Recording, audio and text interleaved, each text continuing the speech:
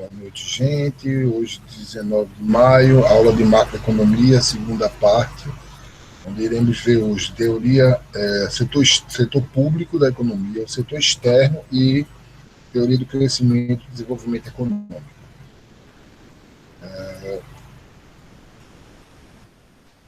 Iniciaremos falando do setor público, as políticas fiscais e o déficit público. Nós iremos tratar aqui da economia pela parte do agente econômico Estado e algumas das suas atuações no mercado. Iremos ver o crescimento da participação do Estado na atividade econômica, as funções básicas do Estado na atividade econômica, ou seja, as funções básicas do Estado.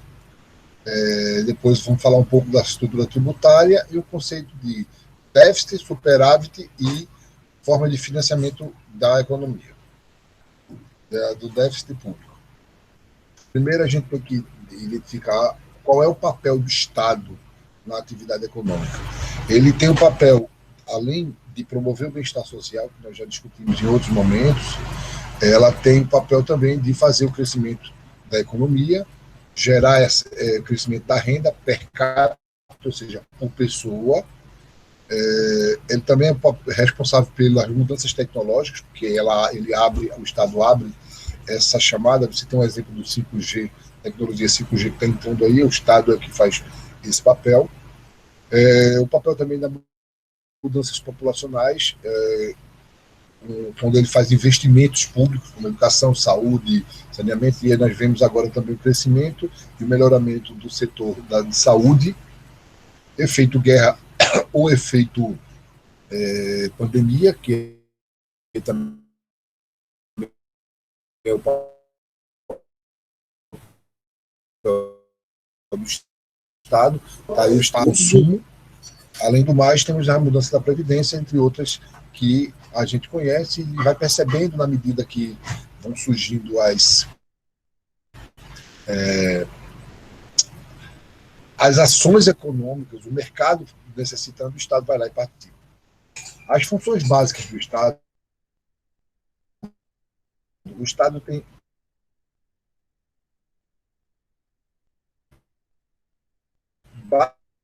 basicamente três: ativa, distributiva e estadual. De imposto, distribuir de forma equíname, de forma justa, e a função estabilizadora, que é a função do Estado, que é de minimizar ou eliminar as imperfeições que o mercado traz para a economia. Daí, nós temos, de uma forma mais resumida, a função alocativa do governo está associada ao fornecimento de bens e serviços adequadamente para o sistema de mercado, ou seja, quando ele recebe o dinheiro, os recursos que vêm dos impostos, ele aloca de forma ótima esses recursos para que haja a melhor forma de uso desses recursos.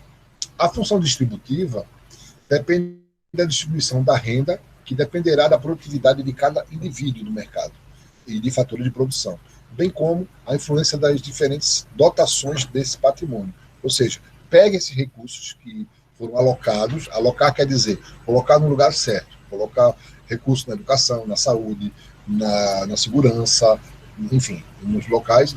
E aí a outra função do Estado é, de forma justa, fazer essa distribuição, através de tributação progressiva, ou seja, cobrar imposto de quem mais tem, subsídio para o consumidor de baixa renda, está aí o Bolsa Família, está aí o abono emergencial, e de uma forma geral os gastos públicos que o Estado desempenha, que é para trazer essa igualdade ou tentar minimizar a desigualdade. Outra função, que é a terceira função, é a função estabilizadora, relacionada com a intervenção do Estado na economia para alterar o comportamento do nível de preço, de emprego. E isso quer dizer que cabe ao Estado ele evitar, minimizar ou eliminar as imperfeições, tais como monopólio, cartel, a distribuição errada da renda, e aí vai, que é a função básica do Estado. O Estado ele precisa obrigatoriamente manter essas três funções, que é o que dá, é, que dá, que fortalece a atuação do Estado na economia. E aí algumas coisas que a gente precisa saber. O Estado ele é um agente econômico, ele tem ele tem algumas funções básicas, mas são diferentes da firma, e ele é provedor de um bem chamado bem público. O que são bens públicos? São aqueles bens que o Estado disponibiliza para a população. E aí ela tem algumas características. Esses bens são de uso coletivo. Existe a gratuidade, a não excludência e a externalidade positiva. Vamos lá. O bem público é de uso coletivo, ele não limita o uso dele. Ele está lá à disposição para a população usufruir ou se beneficiar. Uma das características dela é a gratuidade, ou seja, o bem é gratuito de forma direta. Você paga de forma indireta para obter o bem, a gratuidade do bem. O bem é gratuito, o bem público é gratuito por natureza.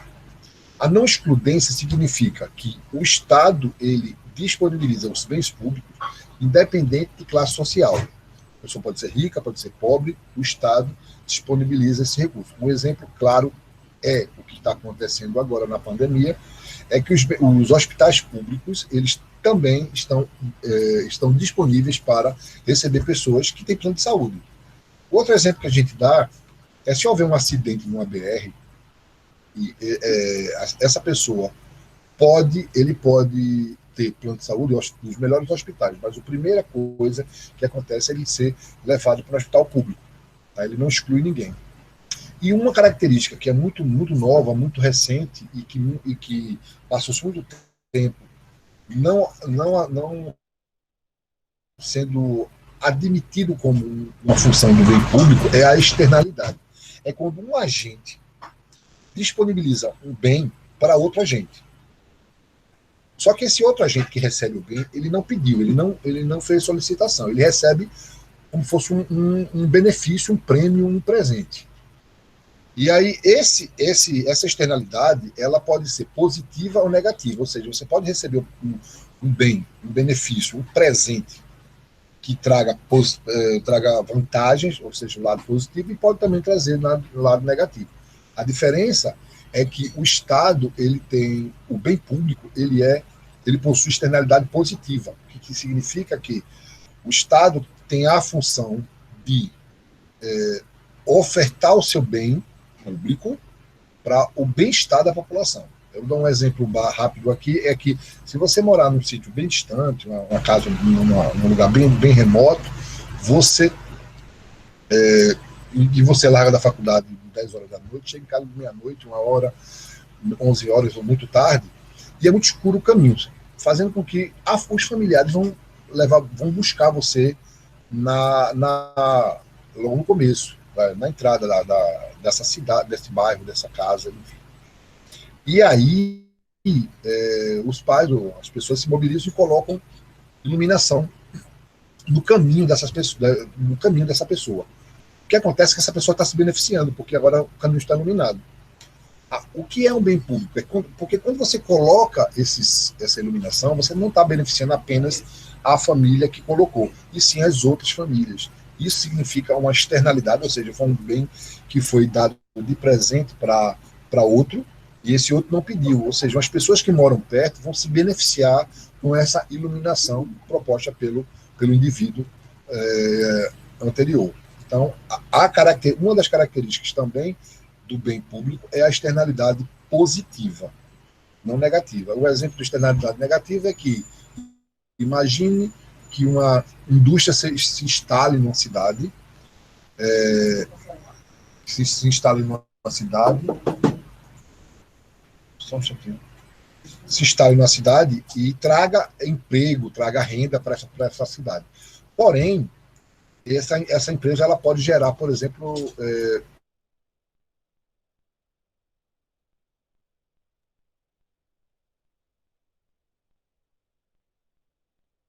negativo. Falar da estrutura tributária do Estado é um pouco mais complexo. Então, eu fiz uma compilação e botei os principais, porque vocês já vão ver isso mais na frente em outra disciplina, como a AF, a Atividade Financeira do Estado, hoje Direito Tributário, 1 e 2, lá na frente no curso de vocês. E aí eu apenas passar para vocês uma visão básica da visão econômica da estrutura tributária, que são os princípios da tributação. Um dos objetivos do sistema tributário é de não ter impacto negativo sobre a eficiência econômica. Essa é a função, é o princípio básico da tributação. Sendo adequados, os impostos podem ser utilizados na correção de ineficiência do setor privado. Os impostos podem ser divididos em alguns tipos.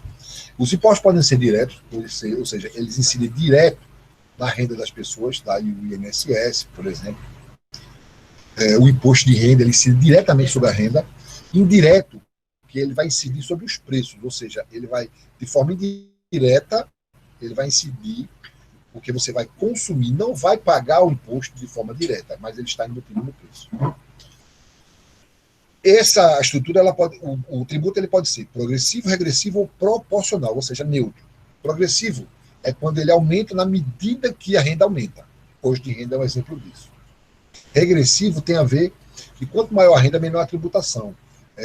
Por exemplo, na hora que você vai vender alguma coisa de uma forma indiretamente. E existe o neutro, que é assim, todo mundo paga a mesma alíquota. Existem esses impostos, seja o rico, seja pobre, seja que tenha renda maior, ou menor, eles vão pagar o mesmo imposto porque ele está embutido dentro do consumo a partir daquela renda. São 3 tipos dentro da estrutura existem esses 3 tipos. Ou seja, ele progride na medida que a renda aumenta, ele regride proporcionalmente à renda, e ele pode ser neutro, ele pode ser igual para todo mundo. Aí você tem os princípios da neutralidade, da equidade. Quando os tributos não alteram os preços relativos, ele não vai ter interferência dentro da decisão dos agentes econômicos. É um tributo que ele vai pré-existir. Ele existe, mas ele não vai interferir, por exemplo, no preço do produto. Por quê? Porque ele foi cobrado lá atrás. E aí a gente fala dos impostos dos setores da economia, setor primário, secundário e terciário. No setor primário se paga, ou se tem, um imposto chamado PIS/COFINS, que está dentro da exploração de matéria-prima. No setor secundário, você tem o IPI, que é um imposto sobre produtos industrializados. Já no setor terciário, de comércio e serviços, você tem o ICMS, que é um imposto, inclusive, é um imposto neutro, né? E aí você tem os subprincípios que eles vão depender, eles vão derivar do princípio da equidade. Distribuição de maneira justa, esses impostos, esse princípio da equidade é que os impostos eles têm que ser cobrados de forma justa, ou seja, o princípio do benefício, ele tem que beneficiar a maioria, não necessariamente a um ou outro, mas assim a maioria, que você pega um exemplo do imposto o antigo imposto sobre o cheque, que chamava CPMF, ele incidia sobre movimentação financeira. E o princípio da aplicação, qual a aplicação desse benefício? Uma taxa, ou seja, ou em cima dos transportes, da energia elétrica, que você, por exemplo, paga uma taxa que é a bandeira amarela, a bandeira vermelha, a bandeira verde, em cima da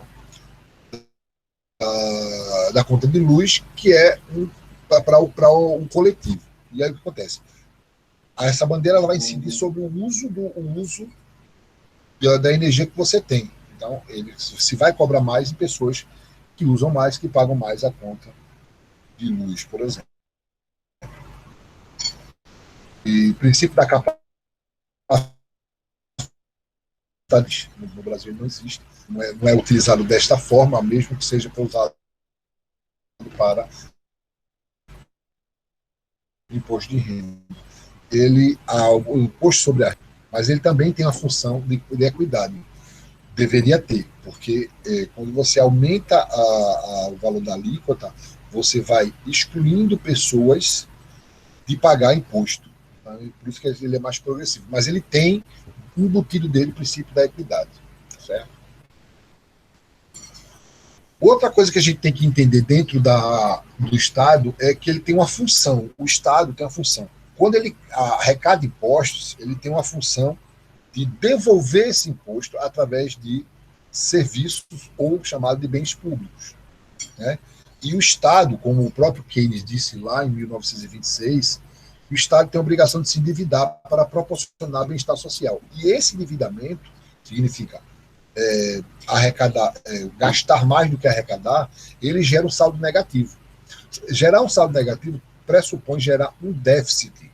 Daí você tem vários déficits. Déficit é quando você tem um investimento maior do que a arrecadação.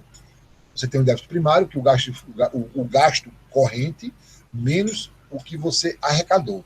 Essa diferença ela vai dar um saldo negativo. Esse gasto público, ou seja, o investimento e a arrecadação. Esse é o geral, chamado déficit primário, porque é o geral. O operacional, você acrescenta a taxa de juros da dívida, a dívida pública, a dívida externa, você acrescenta. Aí você vai, atualizando esse déficit. E tem um déficit nominal, que é o déficit mais próximo da realidade do déficit do Estado, que é você olhar gastos menos os tributos, aí mais os juros reais, a correção monetária, que é a atualização do poder de compra da moeda, e a relação do câmbio, a interferência do câmbio nessas dívidas, porque boa parte dessas dívidas que o Estado tem, elas são em moeda estrangeira. Logo, com essa alta da moeda estrangeira, ou seja, a desvalorização da moeda doméstica, essa dívida tende a aumentar. Nominalmente ela é a mesma, mas ela vai se tornando maior. É como se você devesse $1 milhão, que antes eram 3,5 milhões de reais. Hoje são quase 6 milhões de reais. Ela é a mesma dívida, com a diferença que ela é compensada pelo valor do câmbio. Aí você tem o déficit primário, do operacional e o déficit nominal. Com esse déficit, o Estado, quando gera déficit, é porque, como já está dizendo, você tem investimentos no setor público, ou seja, gastos públicos. E esses gastos públicos pressupõem a oferta de bens públicos e serviços públicos de um modo geral. Quando esse dinheiro não vai alcançar, o Estado ele utiliza um artifício chamado financiamento do déficit. O que é financiar o déficit? O Estado ele vai arranjar uma forma de completar esse déficit. Ele completa esse valor negativo que o Estado gerou naquele período. Ou seja, você tem uma arrecadação e tem um gasto público. A diferença o Estado arranja formas de zerar, porque contabilmente esse valor tem que ser zerado. O que a gente chama de financiamento do déficit. Existe uma lista de formas de financiar esse déficit. Um deles é imprimir moeda. Quando você imprime moeda, você está colocando mais moeda dentro da economia e desvaloriza o que tem. Você tem mais volume com o mesmo poder de compra. Logo, você tem menor poder de compra. Quando você pegar os preços, todos os preços de todos os bens da economia e dividir pela quantidade de moeda corrente da economia. Então você tem como se fosse um valor médio.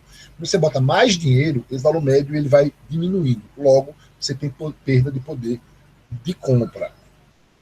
Segundo é aumento de imposto. E já se viu pela história que aumentar imposto ele não vai fazer com que haja eficiência no setor público. É uma intervenção do Estado. Então, com o perfil que o Estado tem de não interferir na economia, que é o neoliberalismo atual que nós estamos passando, você tem que aumento do imposto ele vai interferir de uma forma direta dentro da economia. E a terceira forma, que é a mais usual, é gerar títulos da dívida pública, gerar papéis e colocar esses papéis para ser vendido no mercado. Quer dizer isso. O Estado ele pega esse saldo negativo, transforma em títulos da dívida pública, papéis, e vai no mercado e disponibiliza para ser comprado. E aí tem uma coisa muito interessante. O Estado ele tem alguns benefícios. Porque quando ele dá concessão a algumas concessões públicas, por exemplo, para banco comercial, os bancos comerciais eles têm direitos e têm obrigações. Uma das obrigações é que ele tem obrigação de comprar parte desses papéis da dívida pública. Os bancos comerciais, eles também compram esses papéis da dívida pública. O que acontece é que quando os bancos são obrigados a comprar, ele automaticamente, da forma mais rápida possível, ele vai querer se livrar desses papéis. Logo, eles oferecem esses papéis como uma possibilidade de investimento para seus correntistas, para os seus clientes. E aí ele oferece papéis como Tesouro Direto, como fundo de investimento, algum tipo de fundo de investimento. Como ele paga juros muito baixo, o risco também é muito baixo, porque ele está atrelado ao Estado, a remuneração é bem baixinha. E aí eu deixei algumas questões para depois para a gente discutir. Né? Eu não vou entrar falando um pouco sobre o PIB, mas aí a gente vai falar isso em outro momento, talvez isso só para a gente deixar claro que é sobre essa primeira parte.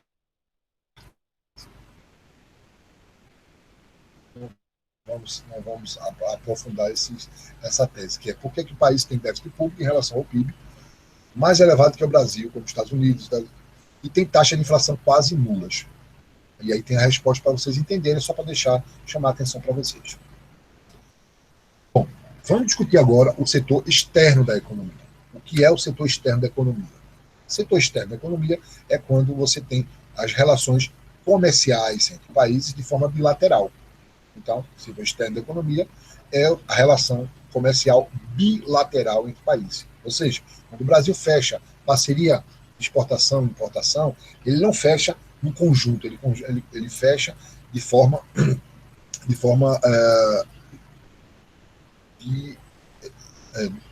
entre dois países. Então, a relação ela é bilateral.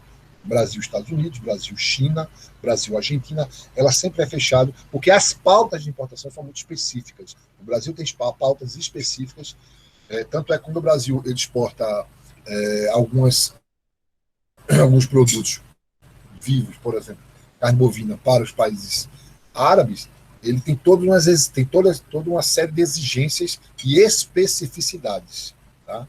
Para poder tratar de forma, por isso que é forma bilateral, é uma forma assim, ó, eu quero a carne assim, o matadouro tem que ser virado para Meca, o boi tem que morrer de forma sem sofrimento, tem toda uma sequência de exigências, e aí são exigências diferentes, por isso que a relação ela é bilateral.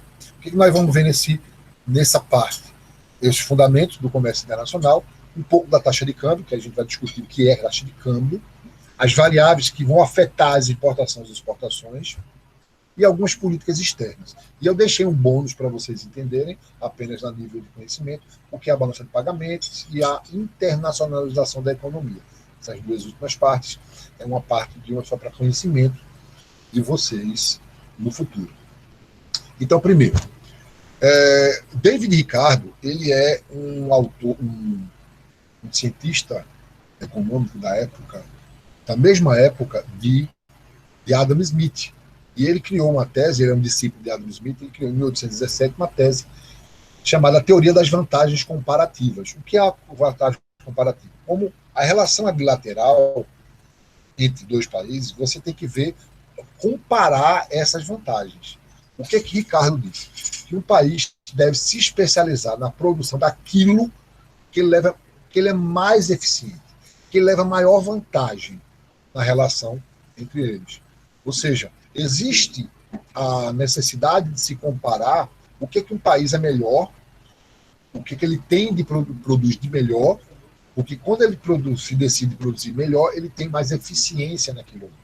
O Brasil, por exemplo, hoje é um país agrícola, e ele vende produtos que a gente chama de commodities, são produtos que têm pouquíssimo valor agregado.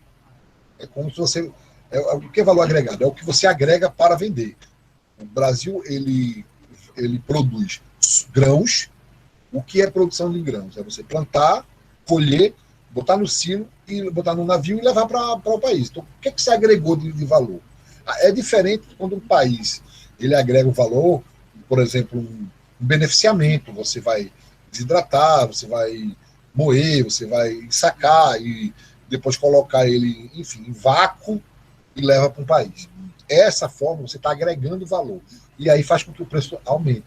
Um exemplo clássico disso é que na década de 80, início da década de dos anos 2000, o Brasil, que ainda hoje é um dos maiores exportadores de laranja do mundo, mais um commodities.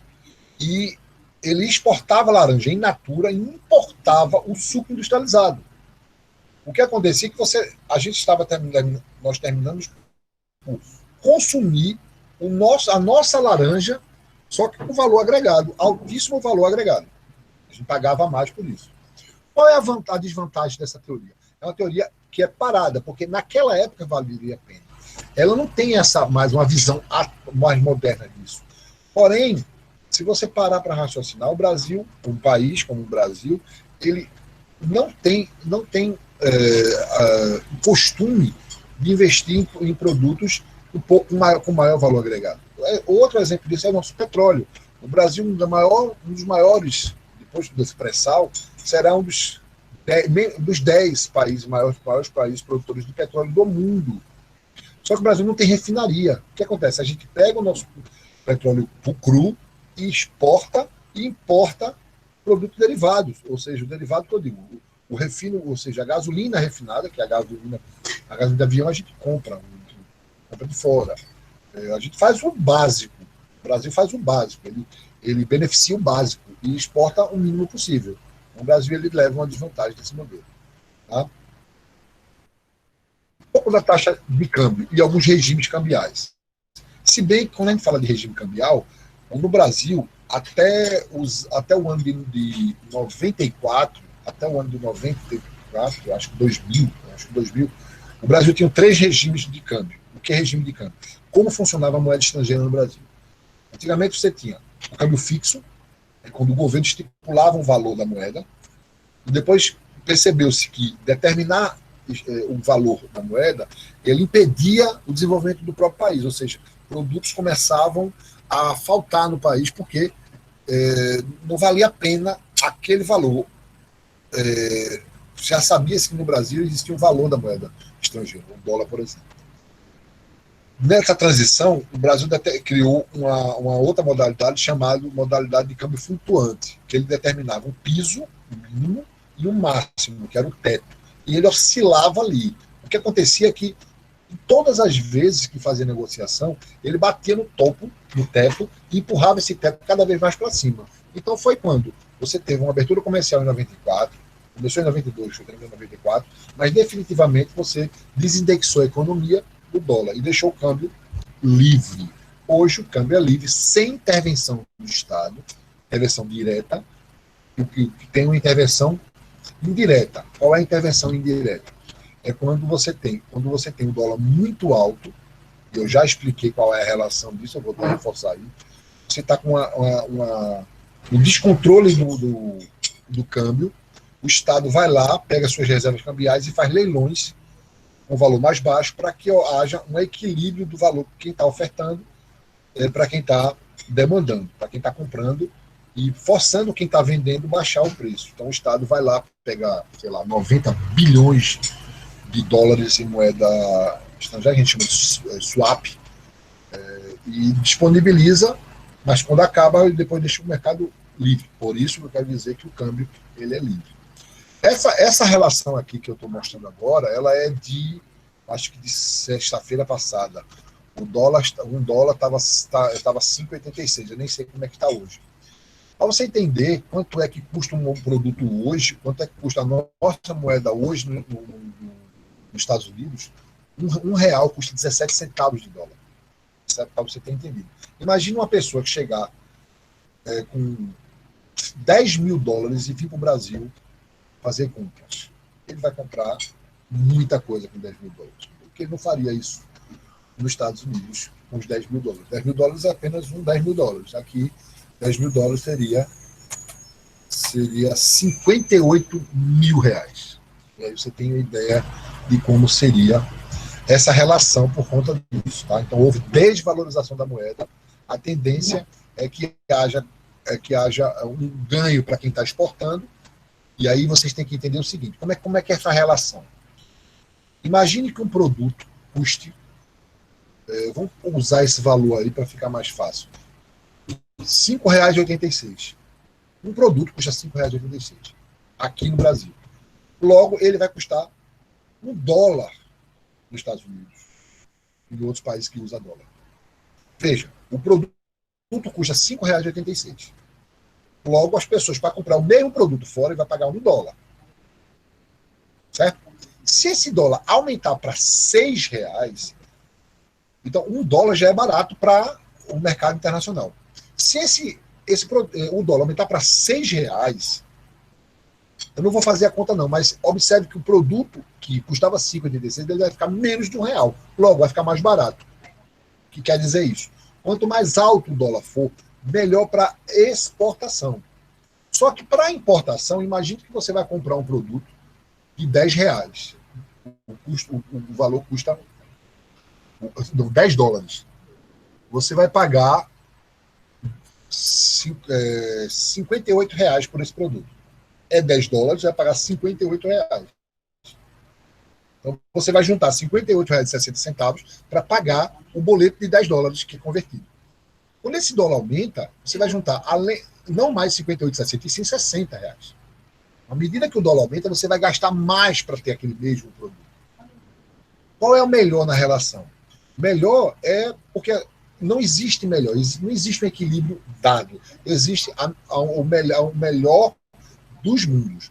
Porque boa parte dos produtos que são exportados, eles dependem de matéria-prima ou parte dos insumos de fora.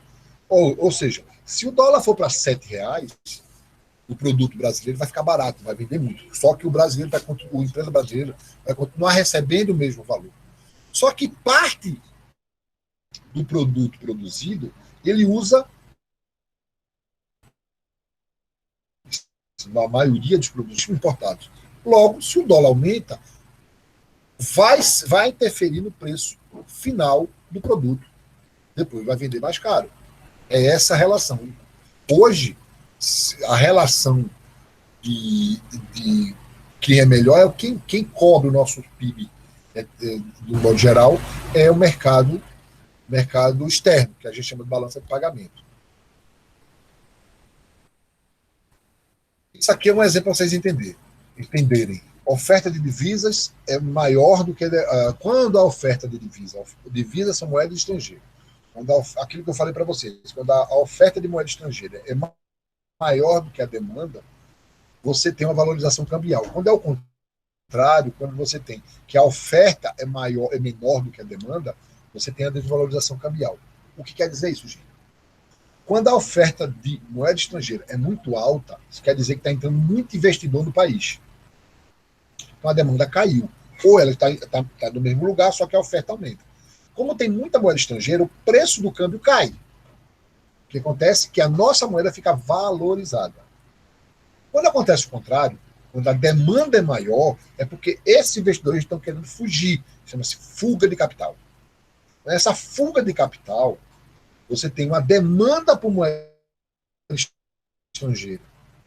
E aí, como a demanda é maior do que a oferta, o preço sobe. Quer dizer que desvaloriza a moeda doméstica. Essa relação que tem muito a ver com entrada e saída de investidores aqui no país. Então, hoje a gente está vendo o que está acontecendo no país, é que nós temos uma fuga de capital. Claro que a fuga de capital os investidores estão voltando os seus capitais para os seus países de origem, que estamos numa pandemia. Mas o que estava acontecendo é que não estava sendo interessante para esses investidores investir no Brasil. Logo, eles estão fugindo, escapando com seus recursos financeiros.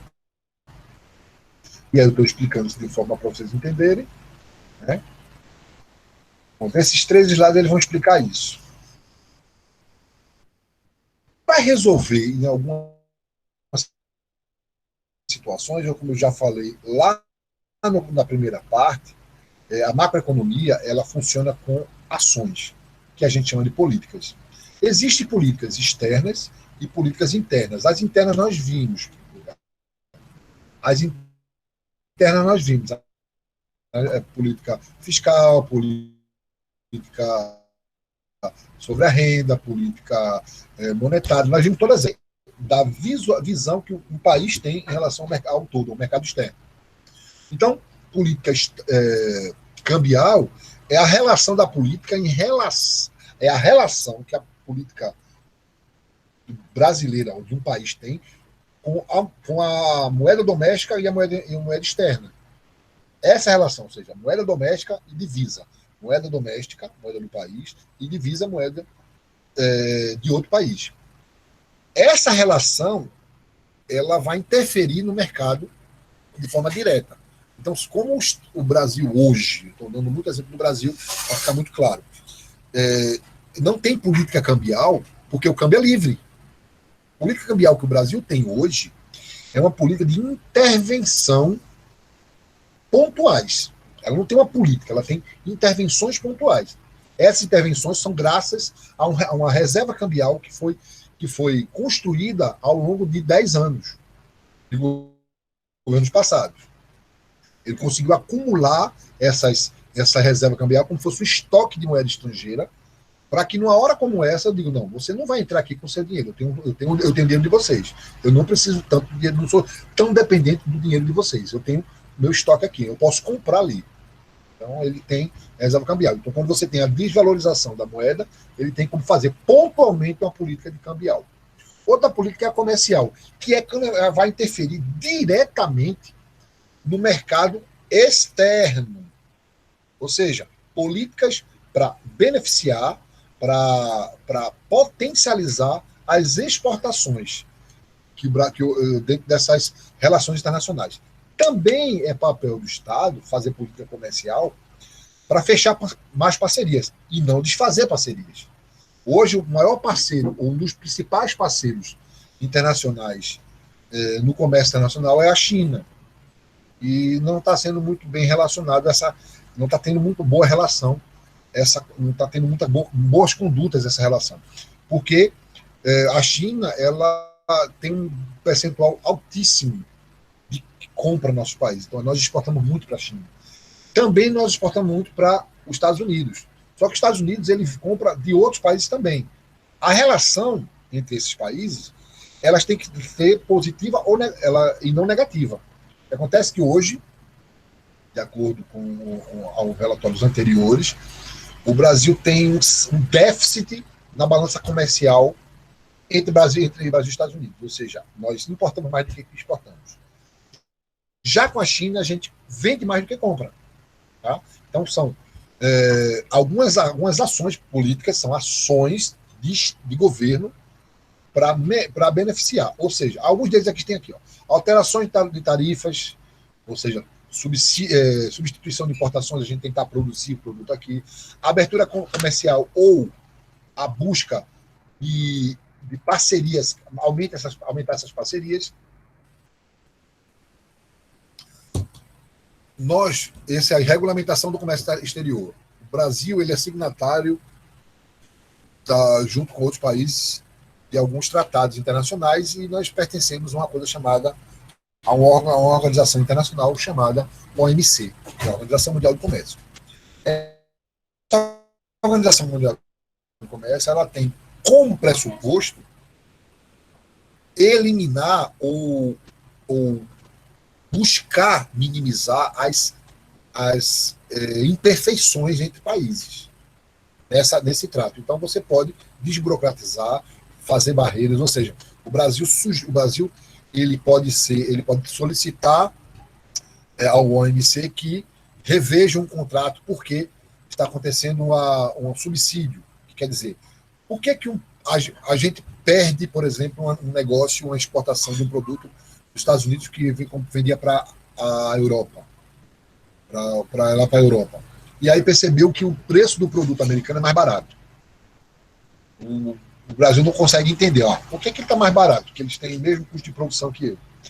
Aí ele vai chamar o OMC para o OMC observar se o governo ele subsidiou, ou seja, se ele ajudou monetariamente ou com alguns perdões tributários para que o preço baixe. Aí é injusto.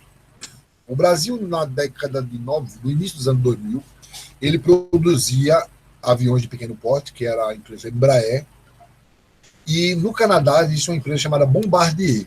E Bombardier, ele produzia aviões do mesmo porte. Só que o avião brasileiro é muito mais barato.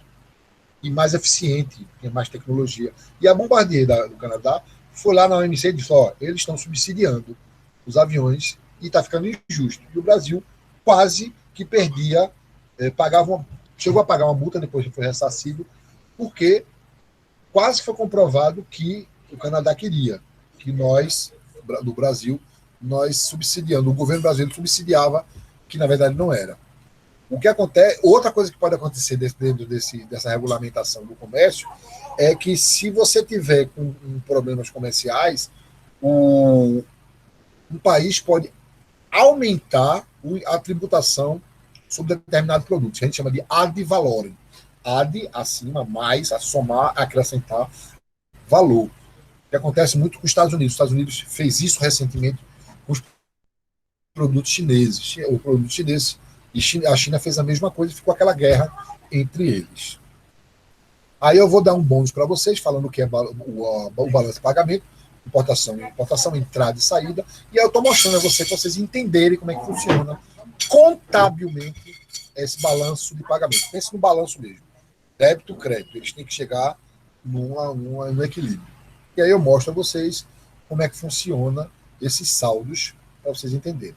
Além do mais, tem uma coisa bem recente que eu passei para vocês, que é como é que funciona a globalização desses organismos internacionais. Aí eu passei para vocês alguns tratados, alguns acordos que tem mundialmente.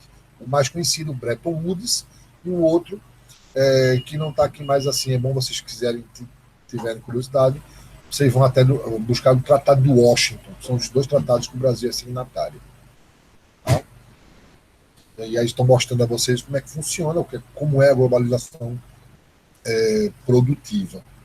Às vezes, se você não estiver preparado, é a CPP. Se você não estiver preparado, uma boa relações internas, comerciais, produtivas, você vai perder muito mercado, você vai perder muita estrutura do mercado. Aqui estou falando para vocês a vantagem e desvantagem. Crescimento e desenvolvimento econômico. O que é que nós vimos até hoje? Vimos a macroeconomia, que é o que lida com as famílias, as empresas, o Estado. E aí, se eu decompor o PIB, vocês vão lembrar que o PIB ele é composto por consumo das famílias, o investimento do Estado, os gastos públicos, ou seja, o saldo do governo, déficit ou superávit, e o saldo da balança de pagamento. São essas 4 variáveis. O que já vimos? Quando a gente fala de consumo das famílias e consumo das empresas, a gente está falando de demanda e oferta agregada. Então, quanto mais se vende, quanto mais se consome, mais se vende, e aí isso tudo vai para o Estado em formato de tributo. O outro lado é o lado do mercado externo, ou seja, o mercado internacional, que é a importação e exportação, que também vem com saldo. Graças à agricultura brasileira, o agronegócio, o agribusiness, o Brasil consegue trazer valores positivos para compor o PIB. Então, o PIB só não é tão negativo porque nós temos saldos positivos na balança de pagamento. Mas é por conta do agronegócio. E aí, crescimento e desenvolvimento econômico ela mostra o que fazer com esse PIB, como fazer, qual é a relação que esse PIB, essas relações do setor público, setor externo, tem dentro de uma economia. E aí a gente coloca 2 argumentos muito usados de forma simples para vocês. Primeira coisa que a gente tem que entender é que crescimento econômico é diferente de desenvolvimento econômico. Por quê? Crescimento econômico é um conceito quantitativo. Ele tem a ver com o crescimento do PIB. Ele apenas demonstra o crescimento do PIB. O crescimento econômico mostra o quanto cresce a renda, o quanto cresce o investimento, o investimento das empresas, o que fazer, o que o Estado faz quando ele arrecada mais, porque quando os dois crescem, o Estado arrecada mais, e quando você também faz com que o mercado externo ele aumente. Esse somatório ele vai ser comparado com o mesmo PIB do ano anterior. E aí ele vai mostrar se foi maior, igual ou menor. Se ele for maior do que o ano anterior, houve um crescimento econômico. Se houve uma estagnação, não houve um crescimento nulo. Quando você teve esse valor menor, você tem um crescimento negativo. Não tem decrescimento, é crescimento positivo, crescimento neutro e crescimento negativo. Hoje o Brasil espera, o mundo espera, tem expectativa por conta do coronavírus, uma queda nos PIBs mundiais em torno de 8 a 10%. O Brasil não está diferente disso. Ele vai chegar ao ponto de, estima-se, no baixo, no menos agressivo possível, a gente vai perder em torno de 6% do nosso PIB em relação ao ano passado. Já o desenvolvimento econômico é um conceito qualitativo, porque ele inclui as melhorias de qualidade de vida. Vai nos indicadores sociais, como Gini, como IDH, como renda per capita, como distribuição de renda, como, por exemplo, a aglomeração das pessoas mais ricas com as pessoas mais pobres. Por um exemplo disso, para vocês entenderem, que a nível de mundo, 85% da renda mundial está na mão de 5% da população mundial. 85% da riqueza do mundo está na mão de 5% de pessoas, 5% da população mundial.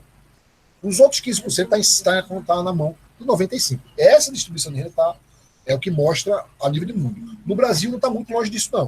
Não está muito longe disso, não. Recentemente, a renda está em torno de 37 vezes. Da menor renda à maior renda. As pessoas que mais recebem em torno de 37 vezes mais do que quem recebe menos. Essa é a nossa relação. Não igual ao resto do mundo, porque existem muitos países subdesenvolvidos. E aí a gente vai entender algumas coisas mais na frente. Qual é a sequência coerente, correta, que a gente tem que entender? Primeiro, um país ele tem que buscar o crescimento econômico. Ele vem lá do subdesenvolvido, um país que está com as relações de consumo muito baixas, as empresas não funcionam, você está com estagnação econômica, uma queda econômica. E aí, os países eles param e começam a criar ações de crescimento econômico, políticas econômicas. E aí ele sai do subdesenvolvido, ele entra em um país em crescimento. Então, um país em crescimento, ele tem como maior preocupação manter essas taxas de crescimento constantes e crescentes. Quando essas ações fazem com que essas taxas de crescimento elas continuam, perduram, ou seja, elas se mantêm, a gente chama de crescimento sustentável. Ela continua de uma forma sustentável. O que é sustentável? Sustentável é quando um agente implementa uma ação e que essas consequências positivas elas vão perdurar por gerações futuras. Essas ações constantes que vão perdurar, se elas fizerem com que as políticas de crescimento se mantenham ao longo de alguns anos, o país está em crescimento econômico. Então é um país considerado país em crescimento. Tá? Um país já com crescimento econômico é um país que sai, que a gente chama dos países emergentes, que ele sai do subdesenvolvimento, eles começam a fazer o seu crescimento alto, grande crescimento, porque existe o crescimento baixo, né? O crescimento pouco, não muito alto, mas existe o alto crescimento, que antigamente você chamava dos tigres asiáticos. Todos os países da Ásia estavam com crescimento acima de 10%. Isso aí são chamados de países emergentes.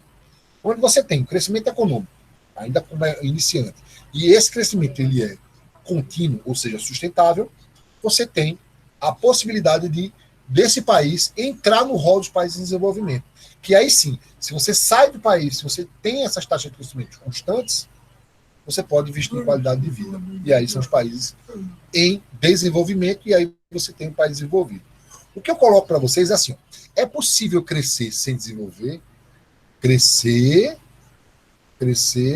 desenvolver. Claro, é possível crescer sim sem desenvolver. Mas não é possível desenvolver sem crescer. Eu não posso chegar a esse estágio sem ter antes chegado ao estágio de crescimento econômico. Nesta sequência, em crescimento, país, crescimento sustentável, até chegar a um país subdesenvolvido. Aí eu fiz um exemplo para vocês entenderem como é que funciona. É muito chamado de países do terceiro mundo. Está aqui os países do terceiro mundo. Por quê? Porque existem 3 orbes que, como se fosse, eu botei círculo, mas assim, cada um no seu quadrado. Os países que têm um nível de desenvolvimento muito baixo ou negativo, eles são chamados de países subdesenvolvidos. Os países são os países chamados de países do terceiro mundo. Esses países, se eles entrarem nessa era de crescimento, no viés de crescimento, eles podem entrar numa nova órbita, que é o país em crescimento ou países emergentes. Esses países eles estão com crescimento. Se esse crescimento ele for sustentável, ele entra na terceira órbita, que é o países em desenvolvimento. O Brasil está na transição do país em crescimento, agora vai voltar para o país estar em crescimento, vai começar tudo de novo. E alguns países, eles chegam ao nível de país desenvolvido. Essa é a sequência coerente dos países do mundo.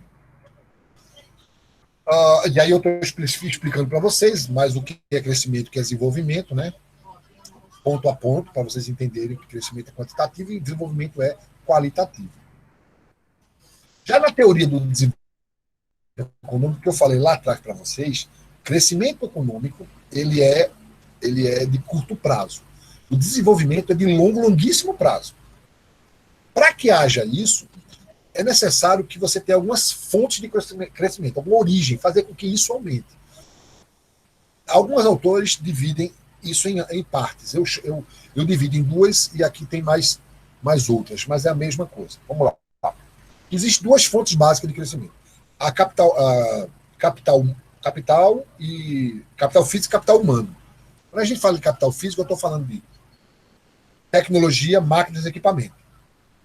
Eu estou falando sobre uma das fontes de crescimento, o que um país pode implementar como política, como ação, como política de crescimento econômico, é em cima da tecnologia, do capital produtivo, máquinas e equipamento, trazer um maior mix de produção com mais valor agregado. Para vocês terem uma ideia, cada dólar investido nos Estados Unidos em capital físico, a devolução é de mais de 1.000 vezes. No Brasil, em torno de 200 vezes. É em torno de 200 vezes apenas. E o capital humano, que é o investimento em mão de obra, qualificação da mão de obra. O que quer dizer isso? Quanto mais qualificada a mão de obra, maior a produtividade. A gente já viu isso em microeconomia. Quanto se mais investe em mão de obra qualificada, o retorno é aumento de produtividade. E aí faz com que o país cresça também. Pensa no PIB, consumo das famílias. Se você tem um aumento, melhora de qualificação da mão de obra, você tem que esse consumo ele vai ser muito maior, porque os salários vão ser maiores. Consequentemente, essa mão de obra ela vai ter maior produtividade. Logo, o nível de produto também aumenta. Você vender mais caro, porque as pessoas vão pagar por isso. Então, a tendência do PIB é crescer. Essa é uma forma da gente entender como é o capital físico e o capital humano. O grande problema dos países em desenvolvimento, quer dizer, aquela escalada, é que alguns países eles não têm poupança interna e externa. O que é poupança interna, gente? É a parte da renda que não é consumida. No Brasil, hoje, nós temos uma poupança forçada, que é o INSS. Alguns países ditos desenvolvidos, ou em desenvolvimento já mais adiantado, eles não têm previdência privada, pública, tem previdência privada. Aí a poupança doméstica ela tende a aumentar. As pessoas vão economizar muito mais por longo prazo.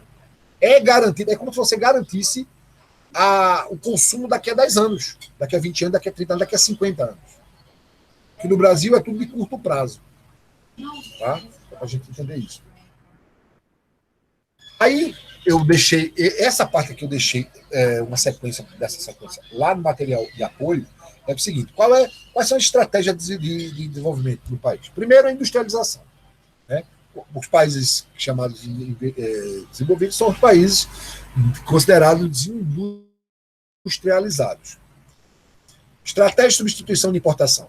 Na década de 50, 60, o modelo de Estado, não de país, de governo, ele primou por substituição de exportações. O Brasil importava muito, máquinas, equipamentos, material pesado, e ele passou a fazer isso mais para substituir as exportações. Foi quando, na década de 50, 60, 58, até 60 e pouco, criou-se a CSN, Companhia Siderúrgica Nacional, uma das primeiras empresas públicas, que é o que faz do minério de ferro e não exporta o minério de ferro, e sim transforma aqui. Outra estratégia de desenvolvimento foi a abertura comercial que o Brasil teve dentro do cenário, ou seja, o Brasil, os países eles têm que fazer abrir comercialmente e vender esses produtos em países em crescimento, em baixo crescimento. Outra estratégia é a restrição de pessoa populacional. E aí é uma teoria muito atrasada, muito do passado, mas é uma estratégia de desenvolvimento. É controle de natalidade. Isso aconteceu com um país como Holanda, depois sofreu com isso. Aconteceu com o Canadá, que também sofreu com isso, porque o país ficou velho. Você diminui o nascimento, você tem a quantidade de crianças menores e a quantidade de adultos maiores, só que esses adultos vão ficar velhos e a quantidade de criança que vai virar adulto vai ser pequena. E aí o que aconteceu com o Canadá e com a Holanda foi de importar pessoas para poder produzir no país. Aí alguns modelos de crescimento, esse de slow, é bom saber, mas é muito pouco usado, já foi forçaram a usar, mas o mais usado mesmo é o modelo de Rustow. Não é um modelo. Rustow fez uma pesquisa e é onde ele percebeu, ou ele que questionar por que países eles chegaram ao desenvolvimento econômico. Aí ele criou um modelo não, ele criou, vamos chamar assim, de uma sequência lógica. Uma sequência lógica de como o país saiu do nada para um país desenvolvido. Primeiro ele começa com a sociedade tradicional, que aí é quando o país ele produz produtos para subsistência, evolui, e o que fazer com aí até gerar seu excedente. Então, o país produzia produtos apenas para o consumo interno, e aí com algumas mudanças tecnológicas, com exceção de qualidade de mão de obra, qualidade de tecnologia, esse país começou a produzir excedentes. E aí você tem o pré-requisito para o arranco, ou seja, a gente chama de pré-arranco. O pré-arranco é a decisão exata do que fazer com esse excedente. Ou ele continua a produzir excedente e vender esses excedentes, ou industrializa ali mesmo para vender com valores agregados. Cada um tem o seu custo. E aí, alguns países optaram por manter-se produzindo bens de consumo de valor de baixo valor agregado, outros resolveram adiantar e industrializar, que é chamado o modelo de arranco. Ou seja, baseado na sua escolha, você investe pesado aí.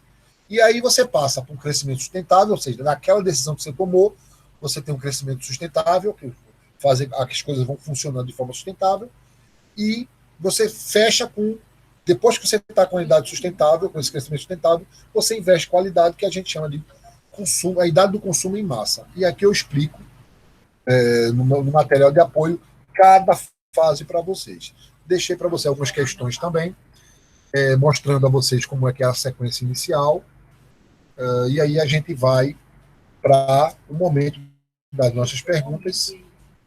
Eu vou interromper aqui.